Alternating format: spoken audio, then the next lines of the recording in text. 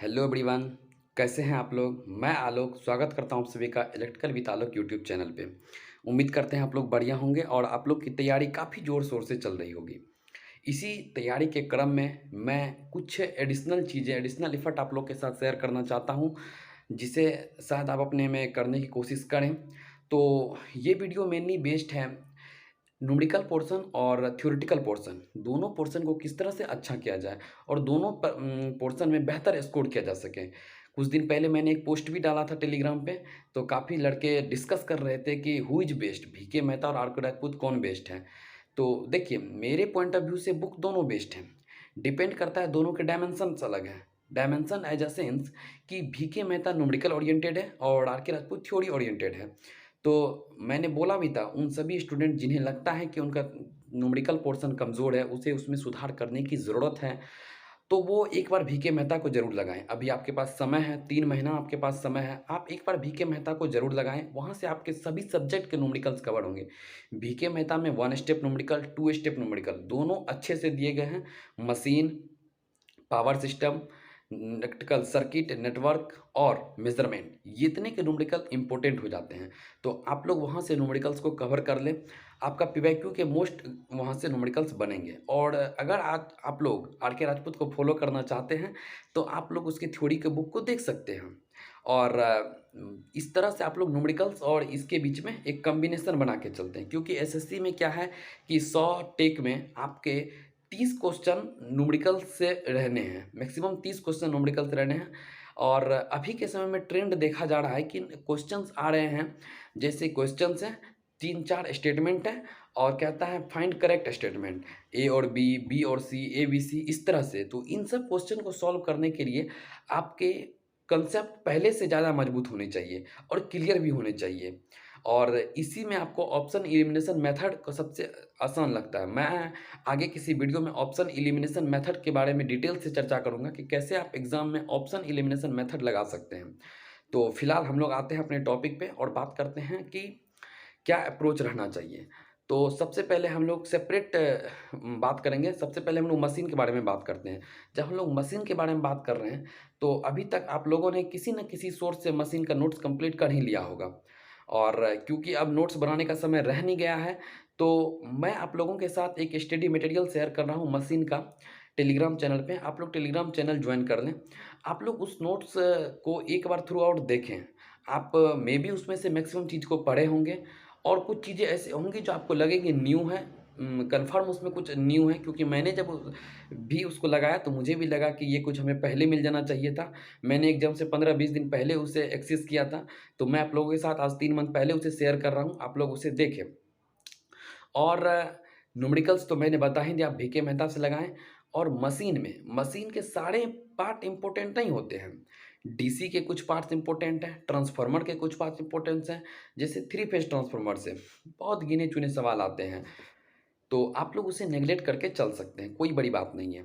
और इसी कड़ी में अब हम पावर सिस्टम के बारे में बात करें, तो जैसा कि आप लोग को पता है, पावर सिस्टम में थ्योरेटिकल क्वेश्चन ज़्यादा आते हैं, क्योंकि इसमें सेक्शन बँटा हुआ है जनरेशन, ट्रांसमिशन एंड डिस्ट्रीब्यूशन। और आजकल हम लोग पावर सिस्टम में बहुत बड़ा हिस्सा को छोड़ते जा रहे हैं, जिसका वेटेज एग्जाम में दिन-ब-दिन बढ़ता जा रहा है। हम लोग एस्टिमेशन, कॉस्टिंग और यूटिलाइज़ेशन को पावर सिस्टम के अंदर नहीं लाते हैं, कहीं-कहीं लाते हैं, कहीं नहीं भी लाते हैं। तो मोस्टली आने वाले एग्ज़ाम्स में या रिसेंट बीते हुए एग्ज़ाम को देख के ये कंक्लूजन निकलता है कि यूटिलाइज़ेशन और एस्टिमेशन, इन दोनों का वेटेज बढ़ते जा रहा है, क्वेश्चन का वेटेज एग्ज़ाम में बढ़ते जा रहा है। पहले 3-4 क्वेश्चन आते थे, अब 10 तक क्वेश्चन, 10 नंबर तक के क्वेश्चन इससे आ जा रहे हैं। तो यूटिलाइज़ेशन को कवर करना बहुत ज़रूरी हो जाता है। यूटिलाइज़ेशन में मेनली इल्यूमिनेशन है, अर्थिंग है, हीटिंग है, वेल्डिंग है, इन सब चीज़ों को बारीकी से पढ़ना पड़ता है, क्योंकि ये सब वन लाइनर क्वेश्चंस रहते हैं, आसान क्वेश्चन रहते हैं। अगर आप सही से डाटा कलेक्ट करके इन्हें बनाएँ, तो आप ईज़िली इसे बना सकते हैं। तो मैं इस वीडियो में सारे सोर्स की भी बात कर रहा हूँ कि किस चीज़ को आप कहाँ से कवर करें, किस वीडियोज़ को देखें, आप वहाँ से जल्द कवर कर सकते हैं। तो पावर सिस्टम में आपने जो भी नोट्स बनाए हैं, आप उस नोट्स से रिवीजन करें।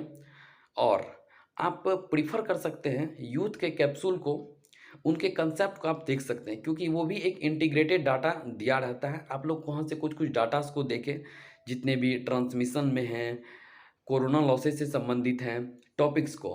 और आप लोग जब डिस्ट्रीब्यूशन में आते हैं तो डिस्ट्रीब्यूशन में भी मेनली जितने टाइप के डिस्ट्रीब्यूटर्स होते हैं उन सबको स्पेशली फोकस करें। और यूटिलाइजेशन का मैंने जैसे बात किया, आप लोग इल्यूमिनेशन में वन स्टेप न्यूमेरिकल्स पे काम करें। One step numerical as a sense number of bulbs निकाल लें, कितना इल्यूमिनेशन की ज़रूरत होती है, कोसाइन एंगल के बारे में, जो भी लंबेट कोसाइन लॉ, इन्वर्स जो भी लॉ है वहाँ पे उस लॉ को आप लोग अच्छे से याद रखें। वेल्डिंग में आप लोग डाटा याद रखें, वेल्डिंग में आप लोग डाटा याद रखें। और इस तरह से पावर सिस्टम को आप कवर कर सकते हैं। मेज़रमेंट की अगर हम बात करें तो मेज़रमेंट में 50-50% का रेशियो रहता है। मेज़रमेंट्स आपको न्यूमेरिकल्स भी आएँगे और मेज़रमेंट से थ्योरेटिकल भी आएँगे। न्यूमेरिकल्स की जहाँ तक बात करें तो उनका आइडिया उनका एक दायरा लिमिट है न्यूमेरिकल्स का। जैसे आप रेंज एक्सटेंशन से न्यूमेरिकल्स आपको आएँगे, शंट सीरीज ये लगाने के लिए आपको आएँगे, मल्टीप्लायर निकालने के लिए आएँगे, आपके पास वाट मीटर से रिलेटेड आएँगे, पावर फैक्टर आपसे पूछा जाएगा। तो यहाँ से आपको न्यूमेरिकल्स आएँगे, आपको सीआरओ में वर्टिकल हॉरिजॉन्टल कांसेप्ट से रिलेटेड न्यूमेरिकल्स आएँगे आपको। लिसाजू पैटर्न आपको बन देखने आएँगे, वो आपको याद होनी चाहिए। तो इन सब चीज़ों पे स्पेशल फ़ोकस किया जाए। अगर हम बात करें एनर्जी मीटर कांस्टेंट से आपको ज़रूर एक ना एक सवाल एग्ज़ाम में रहेंगे ही। तो ये सब है न्यूमेरिकल के पोर्शन जिसे आपको कवर करना होगा। और थ्योरेटिकल के लिए आप लोग पीएमएमसी को अच्छे से पढ़ें। पीएमएमसी, एमआई जो भी डिवाइस है, पीएमएमसी, एमआई, इलेक्ट्रोडायनेमोमीटर, इलेक्ट्रोस्टैटिक्स, ये सब जो भी डिवाइस है, थर्मोकपल, थर्मिस्टर, इन सब को आप लोग देखें। ट्रांसड्यूसर का लास्ट में एक बार ओवरव्यू कर लें। ट्रांसड्यूसर से 1-2 सवाल पूछते हैं, कौन है प्राइमरी, सेकेंडरी, एक्टिव और एक्टिव, ये सब वहाँ से पूछे जाते हैं। ट्रांसड्यूसर से आप लोग लास्ट टाइम उसको कवर कर सकते हैं। और मेज़रमेंट के बाद बात आती है नेटवर्क की। नेटवर्क में 2 पोर्शन हो जाते हैं, सॉरी 3 पोर्शन में हम कैटेगरी कर सकते हैं। एक होता है बेसिक इलेक्ट्रिकल इंजीनियरिंग जिसमें इलेक्ट्रिक फील्ड, मैग्नेटिक फील्ड, इन सब चीज़ों के बारे में पूछा जाता है। और एक डीसी सर्किट एनालिसिस और एक एसी सर्किट एनालिसिस। तो डीसी से मैं आप लोग पर डीसी के बारे में अगर बात करूं तो डीसी से नॉर्मल केसीएल केवीएल के कंसेप्ट पे सवाल आते हैं। सर्किट देंगे, उसमें आपको केसीएल केवीएल अप्लाई करना होगा। वो क्वेश्चन 1 से 1.5 मिनट, 2 मिनट भी बन सकते हैं, लेकिन वो क्वेश्चन सॉल्व होने वाले होते हैं। आप उनमें टाइम दें, आप उन्हें सॉल्व करें। अगर आप लोग एसी में आते हैं तो एसी के कुछ-कुछ फेमस आप लोग रेजोनेंस निकालने का तरीका, कॉन्सेप्ट को अच्छे से क्लियर रखें।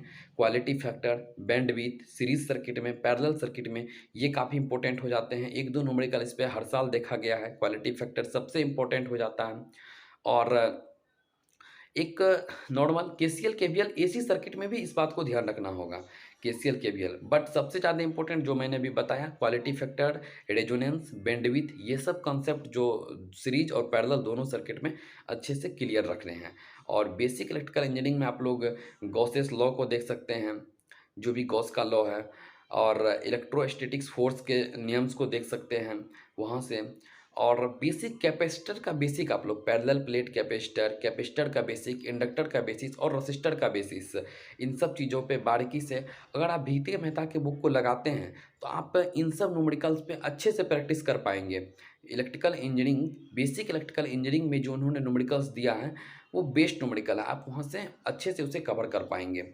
और ट्रांजिएंट की अगर हम बात करें, ट्रांजिएंट का पोर्शन बहुत कम रहता है। टाइम कांस्टेंट से रिलेटेड 2-4 क्वेश्चन रहने हैं और बेसिक रहने हैं। सर्किट दिए रहेंगे, आपको टाइम कांस्टेंट निकालना होगा या आपको सर्किट में करंट या वोल्टेजेस निकालने होंगे, और ये सिंपल केसीएल केवीएल लगा के बन जाएगा ट्रांजिएंट की अगर हम बात करें।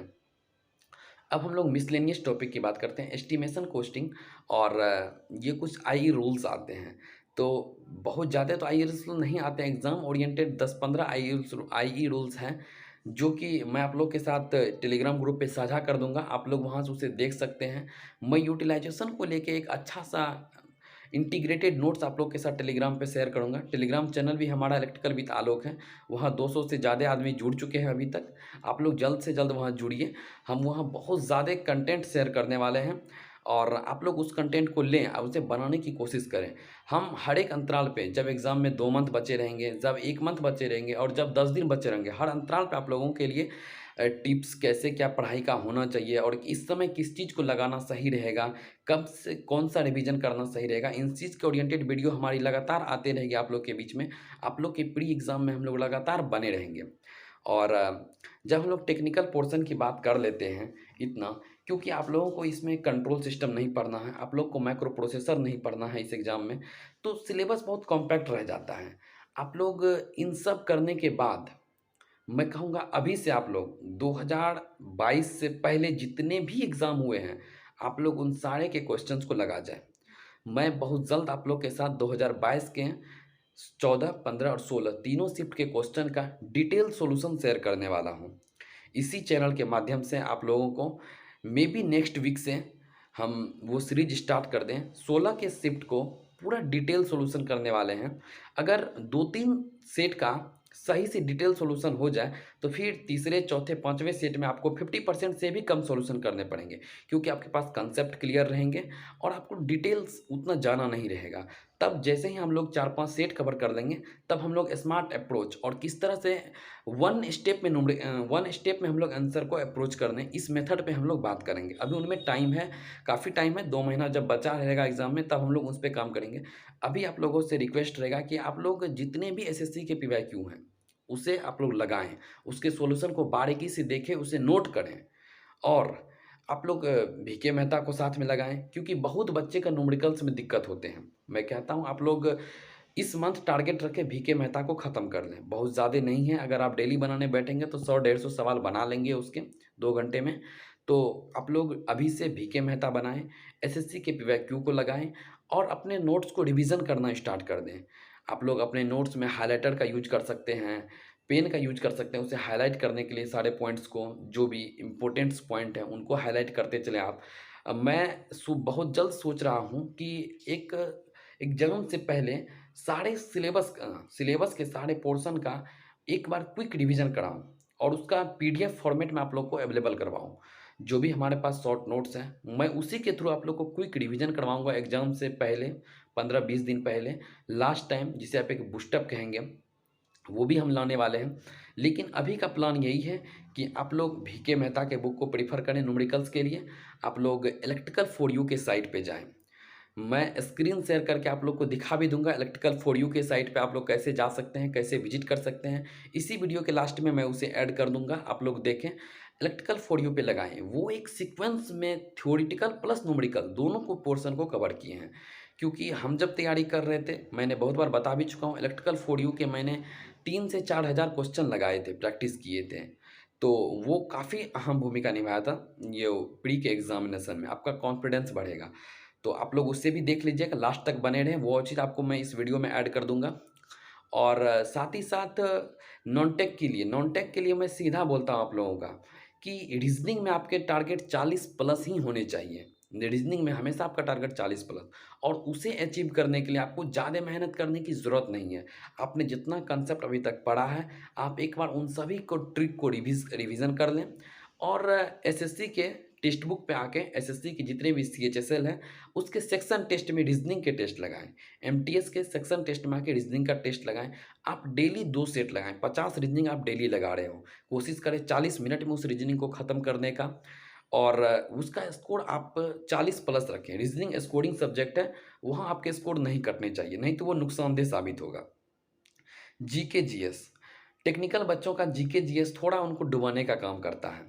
तो मैंने जीके जीएस को लेके भी बहुत सारे टिप्स दिए हैं। आप लोग करंट अफेयर्स के लिए एडुटेरिया को फॉलो कर सकते हैं और एडुटेरिया के बुक को देखें, एसपीडी के बुक को देखें। मैंने लूसेंट और क्राउन, अगर क्राउन किसी के पास है तो वो और बेस्ट है। आप लोग लूसेंट और क्राउन को पढ़ने की कोशिश करें, एक शेड्यूल वे में कि आज 2 चैप्टर पढ़ाई किया, कल 3 चैप्टर पढ़ाई करेंगे। इस तरह से आप लोग उसे देखने का कोशिश करें।